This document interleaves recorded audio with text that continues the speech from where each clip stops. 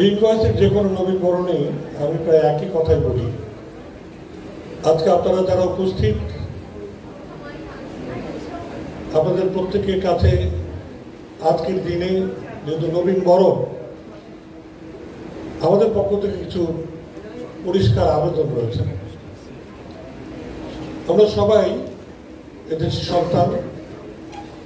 আলমগীর কবির বলে আসছিলেন, সাধারণের অর্থে আমরা স্বীকৃত হই, কিন্তু সবার আগে দেশ থেকে পালিয়ে যাওয়ার পরিকল্পনাটা করি। ভুলে যাই যে রিক্সাওয়ালা মজদুর অথবা পিঠে চামড়া পুড়িয়ে ধান রোপণ করছেন যে কৃষক, তার অর্থে পড়াশোনা করার পর সেই ঋণ পরিশোধের বদলে তিনি অর্থ পরিশোধ করেন কি করে?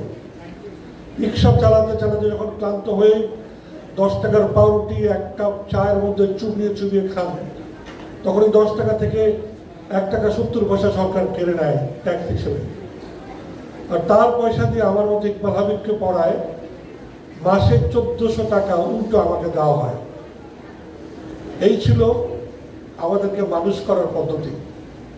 তারপর যখন আমরা এই ঋণ গ্রহীতা হয়ে দেশ ছেড়ে চলে যাই, তখন এদের দেশের অবামলিন হলে তোমার বদন, আমি নয়ন ভরে কাঁদি, এই কান্নার কোনো মায়া কান্নার কোনো প্রয়োজন নেই।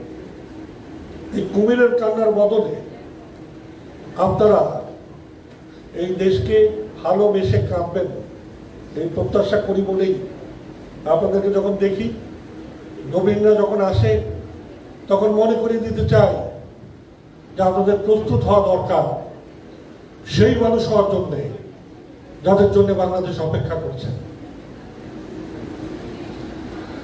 সবার আগে শুরু করার আগে আপনাদেরকে একটু মনে করিয়ে দিতে চাই, হয়তো আমি অন্য কোনো ধর্মের হলে তার কথা বলতাম, এবার না হয় আমি মুসলমান, যেহেতু আমার ধর্ম থেকে একটি ছোট্ট সূরা বলি। বিসমিল্লাহির রহমানির রহিম বলছে, ওয়াল আসর ইন্নাল ইনসানা লাফি খুসর ইল্লাল্লাযীনা আমানু ওয়া আমিলুস সালিহাত ওয়া তাওয়াসাউ বিল হক ওয়া তাওয়াসাউ বিস সবর।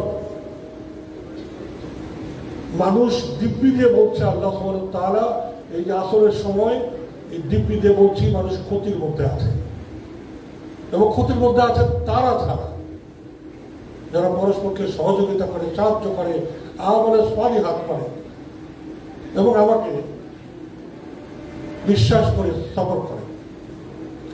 এই যে পরস্পরকে সহযোগিতা করা, এর জন্য আমরা কতটা প্রস্তুত? আপনাদেরকেও আজকে অন্যান্য নবীনদের মতো করে আল্লাহ সুবহানাহু ওয়া তাআলার দেয়া এই যে দেহ, সেই দেহ ধর্ম যখন তার মধ্যে আশ্রয় গ্রহণ করে, তখন সেই দেহের মধ্যে মনস্তাত্ত্বিক আরেক দৃষ্টি তৈরি হয়, আরেক শক্তি তৈরি হয়। সেই শক্তির চর্চা করার জন্য প্রস্তুত হওয়া প্রয়োজন। আমাদের প্রিন্সিপাল ম্যাডাম একটু আগে বলে গেলেন, বিজয় সুলতানা ম্যাডাম বলছিলেন রবীন্দ্রনাথের কথা। রবীন্দ্রনাথ বলছেন, কান পেতেছি, চোখ মেলেছি, ধরার বুকে প্রাণ ঢেলেছি। কান, চোখ এবং হৃদয় প্রস্তুত করতে হবে। তাহলে কি হবে? ধরার মাকে কান পেতেছি, চোখ মেলেছি, ধরার বুকে প্রাণ ঢেলেছি, জানার মাঝে অজানাকে করেছি সন্ধান। যা আপনি মনে করেন জানেন, সেটাই জানানো হয়। তার জন্য প্রস্তুত হওয়া দরকার। এখন প্রস্তুতের জন্যে আপনার চোখ, আপনার কান, আপনার হৃদয় কতটা প্রস্তুত? আপনি দেখেন, বোতলটা নিয়ে আসছি একটু আগে, নিশ্চয়ই এই ধাঁধাটা আপনারা অনেকবার অনেকের কাছে শুনেছেন, এটা অর্ধেক ভরা না অর্ধেক খালি, তাই তো? কেউ বলবেন অর্ধেক ভরা, আমরা তাকে বলবো ইতিবাচক। কেউ বলবেন অর্ধেক খালি, আমরা বলবো নেতিবাচক। আসলে গ্লাসটা, এই বোতলটা অর্ধেক খালি হলে অর্ধেক ভরা হবে, এটা সবসময় ভরা। এর মধ্যে অক্সিজেন রয়েছে, বাদ বাকি জায়গাটা বাতাস রয়েছে তো। এই যে আপনি দৃষ্টিভঙ্গিগতভাবে অন্যভাবে দেখলেন, এটি আপনার দৃষ্টি প্রখরতা। আপনার চারপাশে খুঁজে দেখেন, চারপাশে সকলকে বলছি একটুখানি 1 মিনিট আমাকে সময় দেন, মাঝখানে যারা আছেন 1 মিনিট আপনাদের চারপাশে তাকান তো, তাকে আমাকে বলতে পারবেন লাল লাল কি কি জিনিস আছে একটু দেখেন, ভালো করে দেখেন, ভালো করে দেখেন লাল লাল কি আছে। অনেকে লাল ড্রেস পরে আছেন, অনেকে লাল ক্যাপও পরে আছেন, লাল ফুলও ধরে আছেন। সবার যদি দেখা শেষ হয় একবার তো চোখ বন্ধ করেন 0.5 মিনিটের জন্য, একবার চোখ বন্ধ করেন, চোখ বন্ধ করে চিন্তা করে দেখেন কয়টা নীল জিনিস আছে। আপনি বলতে পারবেন না, গ্যারান্টি বলতে পারবেন না, কারণ আমি আপনাকে বলেছি লাল দেখতে, আপনি তাই লাল দেখেছেন। প্রতিনিয়ত আমরা আমাকে চোখকে, আমার হৃদয়কে বলি এটা দেখো, হিংসা দেখো, রাগ দেখো, আর স্বার্থপরতা দেখো, অর্থ দেখো, পুঁজি দেখো, আমরা তাই দেখি। বাজে বাজে বিচ্ছিন্ন বিচ্ছিন্ন ঘটনা দেখো, নেতিবাচক সংবাদ দেখো, আমরা তাই দেখি। প্রত্যেকটা নেতিবাচকতার পেছনে নিশ্চয়ই ইতিবাচকতা আছে, আমি তা দেখতে চাই না। যদি আপনাদেরকে বলতাম সবগুলো দেখেন তো আপনি একটাও মিস করতেন না। আল্লাহ দেখেন আমার দেখা সব দেখা নয়, এ দেখাই শেষ দেখা নয়। এই দেখার জন্যে আমার মন, আমার হৃদয়, আমার চোখ এবং আমার কান পরিষ্কার করতে হবে। সুন্দরবনের মাঝখানে যখন টেলিফোনের টাওয়ারটা লাগিয়ে দেয় আর অ্যাডভার্টাইজার বলে দেয় শুনিতে কি পাও, আমি কেন ওই টেলিফোনে ওইখানে শুনতে যাব? আমি ওখানে যাব হরিণের গান শুনতে, হরিণের আর্তনাদ শুনতে, বৃক্ষের আর্তনাদ শুনতে, বাঘের গর্জন নয় কান্না শুনতে, যে আমি ওই বন দখল করে কয়লা বিদ্যুৎ কেন্দ্র বানাচ্ছি, শিল্প কেন্দ্র বানিয়ে ধ্বংস করছি। আবারও প্রিন্সিপাল ম্যাডামের কথা বলতে হয়, শুধু ডান্ডার বাড়ির কথা মাথায় রেখে কোনো কাজ হয় না। আপনি একটা দোকানে একটা শপলিফটিং করেন না, করেন এই তো পাশে নিউ মার্কেট একটা জিনিস ভুলে তুলে নেন, পকেটে নেন, আমি গ্যারান্টি দিচ্ছি কতগুলো জিনিস মাথায় আসবে সাথে সাথে। প্রথমে এই সিসিটিভি আছে নাকি, যদি ধরা খাই মার তো একটা মাটিতে পড়বে না, পুলিশই দিয়ে দিবে। ও মাই গড, আমার তো ভীষণ অপমান হবে, আমার ব্যক্তিগত চরিত্রের উপর কালি পড়ে যাবে, হবে তো। এটা ভয়, ভয়ের জন্য আমি লিফটিংটা করি না। আরেকটা ভয় হলো ধরা খেলে ধারায় যদি নেই তাহলে প্রথমে ব্যাতের বাড়ি করবে কয়েকটা, ওটা একটা ভয়, ভয় না? নিশ্চয়ই ভয়। ওটাও কিন্তু আমাকে ওই চুরিটা করা থেকে বিরত রাখে। মনে করে রাখেন তো আরেকটা ভয় আছে কিনা, যে মা আমার না খেয়ে, যে মা আমার সারা রাত জেগে, যে পিতা আমার নিজের জামাটা না কিনে আমাকে জামা পরিয়ে আজকে এখানে পড়তে পাঠিয়েছিল, সে যখন শুনবে যে আমার মেয়েটা হাসতে হাসতে অন্যের জিনিস পকেটে ভরে ফেলছে, ওই মাটা মরে যাবে তৎক্ষণাৎ। তার কথা যখন মনে হবে নিশ্চয়ই তার যে তীব্র যন্ত্রণার মতো কিছু নেই, কিন্তু ওই ব্যথাটা, ওই যন্ত্রণা হচ্ছে ভালোবাসার যন্ত্রণা। তীব্রভাবে ভালোবাসতে সেখানে দেশকে, দেশের মানুষকে, এবং সেজন্যই আপনার চোখ, আপনার কান, আপনার হৃদয়কে প্রস্তুত করে। যা আমরা দেখছি মনে করি সেটাই সত্য না, এই যে দেখছি মনে করি সেটা সত্য না। সেজন্য আমাদের হাসনাত জাহান ম্যাডাম বারবার বললেন আপনারা গাছের কথা মনে করবেন, গাছ আমাদেরকে অনেক কিছু দেয়। গাছের কথা কে বলবে? গ্রিন ভয়েস ছাড়া, এই তারুণ্যের কণ্ঠস্বর ছাড়া গাছের কথা কে বলে? একটা গাছ 10 জন মানুষকে সারা বছর অক্সিজেন দেয়, তার কার্বন শুষে নিয়ে পরিবেশ রক্ষা করে। 10 জন মানুষের একটা পরিপূর্ণ বৃক্ষ, সাইকাস বৃক্ষ অথবা একটা নিম গাছ 10 জন মানুষের অক্সিজেনের খোরাক দেয় এবং তার কার্বন ডাই অক্সাইড শুষে নেয়। তখন তাকে কেন অন্য মানুষ পুজো করে, কেন ওইখানে গিয়ে তার গোড়ায় ফুল দেয়? সেই জন্য সবাই মিলে করার দিয়ে কোচ কোচ করে কাটে। গ্রিন ভয়েস ছাড়া কেউ হাত তোলে না, কেউ চিৎকার করে বলে না খবরদার এই সবুজের কণ্ঠস্বরকে ভালোবাসবে না তো কাকে ভালোবাসবে? সেজন্য আপনাদের কাছে দৌড়ে আসি। সকাল 9টায় প্লেন থেকে নেমে দৌড়াতে দৌড়াতে এসেছি, সারা রাত ঘুমায়নি। কিন্তু আমার মনে হয়েছে আপনারা ছাড়া এই দেশের পরিবর্তনের কোনো সুযোগ নাই। You are the only hope we have. এবং সেই হোপের কাছে আবেদন করছি, স্বপ্ন দেখতে শেখেন, স্বপ্নবাজ হন। যে স্বপ্ন দেখতে জানে তার হাত ধরেই পরিবর্তন হয়। If you want to be a change maker, believe in yourself and dream. এবং এই ড্রিম করার জন্য যেহেতু আমরা শিক্ষালয়ে এসেছি, যেখানে টিচারদেরকে তৈরি করা হয়, তো সেখানে আমি আপনাদেরকে ছোট দুটো গল্প বলি, তাহলে ভালো হবে। কলম্বিয়া ইউনিভার্সিটির নাম শুনেছেন নিশ্চয়ই, পৃথিবী বিখ্যাত একটা ইউনিভার্সিটি। সেই ইউনিভার্সিটি একটা স্টুডেন্ট ক্লাসে ম্যাথমেটিক্স টিচার, যিনি নোবেল লরেট, তিনি পড়াচ্ছেন। ম্যাথমেটিক্স টিচারের অনেক সূত্র লেখা, সেই সূত্রগুলো লিখতে লিখতে উনি দেখতে দেখতে ক্লান্ত ছিলেন, ঘুমিয়ে পড়েছেন। ক্লাস শেষে যখন ঘন্টা পড়ল, উনি উঠেছেন এবং বুঝলেন ক্লাসটা শেষ এবং বোর্ডের মধ্যে একটা বড় ফর্মুলা লেখা। উনি দ্রুততম সময়ে ফর্মুলাটা লিখে ভাবলেন, যাক অন্তত কাজ কি দিল স্যার সেটা টুকতে পেরেছি। স্যার বললেন, পরের ক্লাস 1 সপ্তাহ পর তোমাদের সাথে দেখা হবে। এই 1 সপ্তাহ ওই ছেলেটি কারোকে স্বপ্নে ভুলেও বলতে পারছে না যে আমি তো ঘুমিয়েছিলাম, ক্লাসে স্যার পড়িয়েছিল কি। সে ভাবলো এই ফর্মুলাটা সলভ করতে হবে। লাইব্রেরিতে সে দিনবার কাজ করতে থাকলো এবং আপনারা শুনলে অবাক হবেন, সে সত্যি সত্যি এই দিনমান কাজ করার পর 1 সপ্তাহ পরে ওটার সলিউশন নিয়ে চলে আসে। স্যার পড়াচ্ছেন, পড়া শেষ হয়ে গেল, ছেলেটি হাত তুলে বললেন, স্যার গতদিন যে কাজ দিয়েছিলেন তা তো জিজ্ঞেস করলেন না।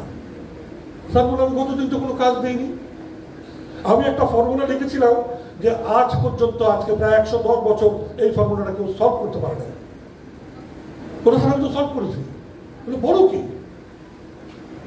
এটি মিথ্যে কথা না, সত্য ঘটনা। ওই ছেলেটি বিশ্বাস করেছিল এইটা একটা প্রবলেম দিয়েছে, এটা সবাই সলভ করছে, আমাকে করতে হবে। শুধুমাত্র সে বিশ্বাসে 110 বছরের যে ম্যাথ সলিউশন হয়নি, সেই সলিউশন সে করেছে। কারণ অন্য তো সকল স্টুডেন্টদের মতো সে বিশ্বাস করে নাই যে এটি সলভ হয় না। সলভ হয় না মাথায় ঢুকতে তো হবেই না। এবং আপনারা যদি এখনো ইন্টারনেটে ঘাটেন, এই ছেলেটির নাম হচ্ছে জর্জ ড্যানজিগ এবং এই সলিউশনের নাম হচ্ছে ম্যাথ স্ট্যাক এক্সচেঞ্জ। এই ফর্মুলাটা ও সলভ করে ফেলেছিল শুধুমাত্র ক্লাসে ঘুমিয়ে পড়ে না জানার কারণে। যদি একটি অমোচনীয় আনসলভেবল একটা ফর্মুলা। খালি একটা জিনিস মাথায় রাখবেন, সক্রেটিস শিক্ষকদের শিক্ষক, তিনি আমাদেরকে সবসময় একটা অসম্ভব শিক্ষা দিয়ে গেছেন। তিনি আপনাকে বলেছেন 3টা ফিল্টার, 3টা ছাঁকনি দিয়ে যা কিছু সামনে আসবে ওই 3টা ছাঁকনি দিয়ে মেপে তারপরে গ্রহণ করবে। গল্পটা এই রকমের, একদিন সক্রেটিস সবাইকে নিয়ে ক্লাস করছেন, কথা বলছেন। উনি বলতেন, নো দাইসেলফ, নিজেকে জানো। সেভাবে করে ক্লাস করতেন। কেউ যদি একটা সমস্যা বলতেন, উনি এসে তাকে সেই সমস্যার সমাধান না বলে জিজ্ঞেস করতেন, তুমি কি মনে করো? এমন সময় একটা লোক দৌড়ে এসে চিৎকার করে বললেন, সক্রেটিস, আপনার এক বন্ধু সম্বন্ধে আমি কিছু কথা শুনেছি, বলতে পারি? উনি বললেন, একটু দাঁড়ান, আমি আপনাকে 3টা প্রশ্ন করি, যদি 3টা প্রশ্নের উত্তর আপনি পাস করেন তাহলে কথাটা আমাকে বলেন। বলে, বলুন। ওটা প্রথমে আমাকে বলেন, আপনি যে কথাটা আমাকে বলবেন আমার বন্ধু সম্বন্ধে, সে কথাটার ব্যাপারে আপনি কি সত্য নিশ্চিত যে এটা সত্য? Is it truth? Is it truthfulness? ওই লোকটি বলল, আমি ঠিক শিওর না, সত্য হতে পারে, না হতে পারে, কিন্তু আপনার বন্ধু না পারে। বলে, বুঝলাম, আপনি কথাটা ফেক করলেন। তারপরে দ্বিতীয়টি বলেন, এই যে কথাটা আমাকে বলবেন তার মধ্যে কোনো গুডনেস আছে? ভালো তো আছে, আমার বন্ধু আমার বা আপনার উপকার হবে। উনি বললেন না ঠিক উপকার হবে কিনা আমি শিওর না। বলে তাহলে রাস্তা, আপনি আমাকে যে কথাটা জানাতে এসছেন তাতে কোনো ইউজফুলনেস আছে, কোনো কার্যকারিতা আছে, এটা করলে কোনো কাজ হবে, কোনো ইতিবাচক কিছু হবে? বলে না ইতিবাচক না, বরং আপনার মন খারাপ হতে পারে। তাহলে আমাকে বলবেন না। আপনাদেরকে মনে রাখতে হবে তিনটি জিনিস গুরুত্বপূর্ণ। এই সমাজে সোশ্যাল মিডিয়ায় চারদিকে অনেক কিছু শুনবেন, অনেক কিছু জানবেন, অনেক কিছু বোঝানোর জন্য বোঝানোর চেষ্টা হবে। Ask these three questions. Is it truthful? Ask it as goodness or not? And of course, you also ask, is it usefulness আছে কিনা? আপনার যদি এইভাবে করে নিজেকে বাংলাদেশের সবুজ, বাংলাদেশের ভবিষ্যৎ, বাংলাদেশের নদী, এই মৃত্তিকা, এই জল জমি বাতাস দূষণ করার শত্রুরা অবশ্যই অবশ্যই তাদের পরাজয় হবে। শুধু আপনাকে বিশ্বাস করতে হবে আপনি সেই চেঞ্জ মেকার, আপনার জন্যই বসে আছে এই দেশ। আপনি বিশ্বাস করেন কিনা সেটা আপনার ব্যাপার। বাংলাদেশে যারা মুক্তিযুদ্ধ করেছেন, আপনি যদি তাদের গল্পগুলো পড়েন, ৭১ দিনক্ষণের গল্প, জেনে রাখবেন মৃত্যুর আগ মুহূর্তে বন্ধুর হাত ধরে তারা বলছিল আমি যাচ্ছি তোরা ভালো থাকিস। ব্যাপারটা এমন যে আমি যাচ্ছি কিন্তু যে বেঁচে থাকবে সে ভালো থাকবে। ভালো আছে বাংলাদেশ, যদি না থাকে মুক্তিযুদ্ধ শেষ হয় নাই, মুক্তিযুদ্ধ শেষ হবে আপনার হাত ধরে। আমরা চেষ্টা করেছি, পারিনি। আলমগীর, আমি, আমাদের টিচাররা আমরা ব্যর্থ হয়েছি, পারিনি বলেই আজকে আজ বাংলাদেশের দশা। কিন্তু আমরা বিশ্বাস করি, সত্যি সত্যি বিশ্বাস করি এই তারুণ্যের যে কণ্ঠস্বর, তারুণ্যের যে শক্তি, তারুণ্যের যে আত্মনিবেদন, তার হাত ধরে বাংলাদেশ বদলাবেই। কারণ তারুণ্য হারতে শেখে না, তারুণ্য পেছনে ফেলতে জানে না। আমরা যখন তরুণ ছিলাম সেই সময়টা মনে আছে বলেই বলছি, শুধুমাত্র মনে রাখবেন যে কথা বলতে পারে না সেই পরিবেশের পক্ষে আসবে, যে কথা বলতে পারে না সেই দূষণের বিরুদ্ধে আসবে। যে শিশু এখন বিকলাঙ্গ হয়ে জন্ম হচ্ছে তার মায়ের করুণ কান্না মোচন করার জন্য আপনি, তারা আমার এই বায়ু দূষণ করছে। পুঁজিপতিরা ছাড়া কেউ না। কোনো গরিব মানুষ বায়ু দূষণ করে না, কোনো গরিব মানুষ নদী দূষণ করে না। সবশেষে শুধু মনে করে দিয়ে, আপনারা অনেকে জানেন না, আমরা শেষ প্রজন্ম যারা মুক্তিযুদ্ধ দেখেছি, এদেশের মুক্তিযুদ্ধ কোনো উচ্চবিত্তরা করে নাই, এদেশের মুক্তিযুদ্ধ কোনো মধ্যবিত্তরা করে নাই। এদেশের মুক্তিযুদ্ধ করেছে খেটে খাওয়া মানুষ, যেভাবে এবারের জুলাইও খেটে খাওয়া মানুষ প্রাণ দিয়েছে। যদিও ছাত্রদের নেতৃত্বের দাবি করে, প্রাণ দিল কে? যার কথা বলতে দ্বিধা করবেন না, ওই সাধারণ, ওই শ্রমিক, ওই কৃষকরাই মুক্তিযোদ্ধা ছিল, আর ছিল কিছু সোলজার। আজকের এই মুক্তিযুদ্ধ আপনাদের মতো শিক্ষিত জনগণের হাত ধরে হবে, শিক্ষিত তারুণ্যের হাত ধরে হবে বিশ্বাস করি বলেই বাংলাদেশের যে কোনো প্রান্তরে ড্রিঙ্কওয়ার্ক এবং বগি শেখার যে কোনো অনুষ্ঠানে ছুটে যাই, স্বপ্ন দেখি, আমরা দিকে চোখের দিকে তাকাই, ওই মেয়েটির দিকে তাকাই, চোখটা মলিন হয়েছে। আমি বিশ্বাস করি ওই মোর মধ্যে রয়েছে বাংলাদেশের মুক্তি। আমাদের ভাইকে এখান থেকে গভীর মনোযোগে শুনছে, ভাবছে নিশ্চয়ই পারবো, নিশ্চয়ই আপনি পারবেন, পারতেই হবে। আমি আপনাদেরকে শুধু এতটুকু মনে রাখবেন, এতটুকু শুধু বলবো, ভাইস প্রিন্সিপাল ম্যাডাম একটা কথা বলেছেন, আপনারা মনে রাখেন, এটা সহি হাদিস। বলছে তুমি যদি জানো একটু পরে সিংহায় ফুক দিবেন ইসরাফিল আলাইহিস সালাম, এখনই তোমার পুরো পৃথিবী ধ্বংস হবে, মাথায় রেখো তোমার হাতে যদি একটি গাছ থাকে, বীজ থাকে, বপন করো।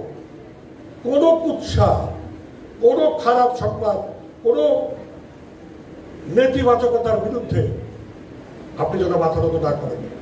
শেষ পর্যন্ত চেষ্টা করব মুক্তিযুদ্ধের এটাই ছিল স্পিরিট, মরতে মরতে ভেবে দেওয়া, শেষ শত্রুকেও মেরেই তবে মরব। আপনারা ভালো থাকবেন, আপনারা বলবান হবেন, শক্তিশালী হবেন, এদেশের চেঞ্জ মেকার আপনারা বিশ্বাস করবেন। এই প্রত্যাশা নিয়ে ভালো থাকার জন্য সকলকে ধন্যবাদ।